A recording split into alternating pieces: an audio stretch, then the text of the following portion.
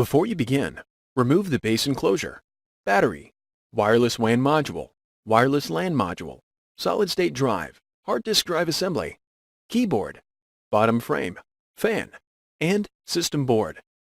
Removal. Remove the two 4mm P1 Phillips head screws that secure the left display panel hinge to the top cover. Remove the four 4mm P1 Phillips head screws that secure the right display panel hinge to the top cover. Grasp the top cover near the display panel hinges and rotate it approximately 115 degrees. Carefully slide the top cover off of the display panel hinges and remove.